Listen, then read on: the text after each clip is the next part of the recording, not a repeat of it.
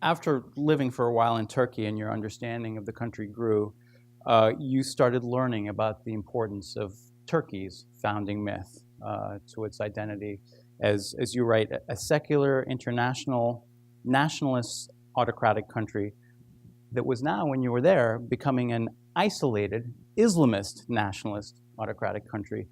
Can you describe a moment that sort of crystallized or started crystallizing this view of Turkey's national identity to you as something that you describe as the country's ugly, violent heart?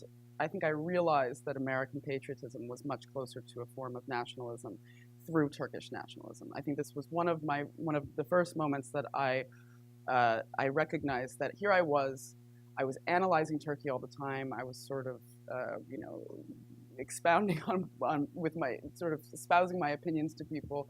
I was really being very, very critical about Turkey. I was reading about it, but I had never done the same examination of the United States, and it felt as if this was a huge mistake.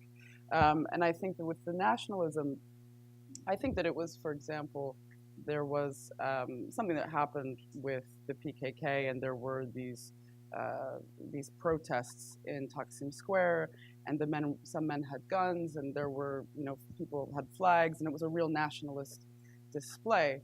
And later, I came across a description in a book by Mohsen Hamid, the Reluctant Fundamentalist, in which he talked about what it was like after September 11th with the flags and the anger and I think that was a moment where I thought, oh right, that's actually nationalism. I mean, again, when we're talking about ignorance, I don't think I had studied nationalism in college either. And you're right, you cannot grow up in the second half of the 20th century in the United States of America and live abroad in the 21st century and not feel it all the time.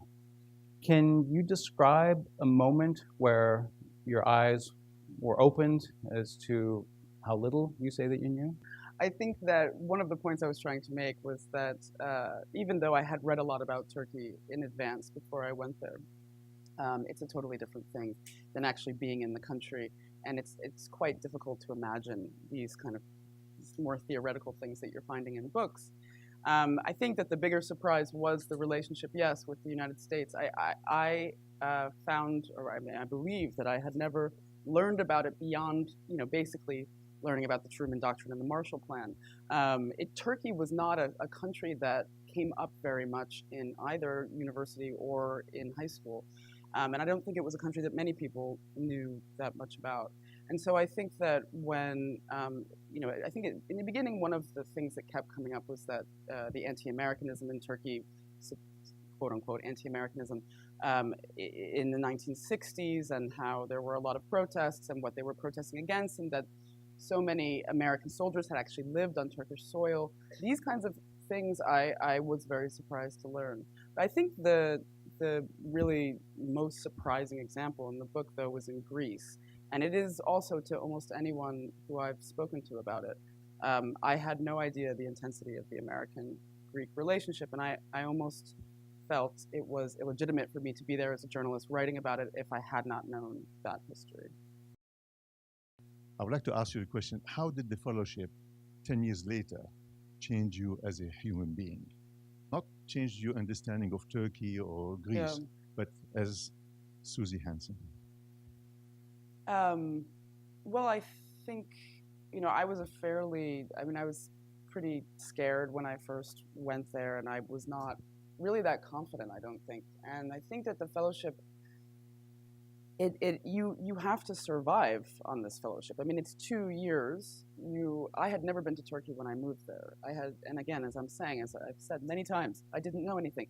So I was suddenly had to just make my way again. But it's also this incredible opportunity for reinvention. I mean, you can sort of say, okay, well, I'm going to start all over again. And I was 29. I mean, I had a life. So I kind of took that time to, reimagine the kind of life that I would want. And I think that, of course, it made me a braver person. It made me a more empathetic person.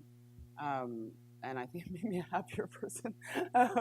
But I think it's absolutely transformative. I think I would have lived in a very small little world had I not taken it.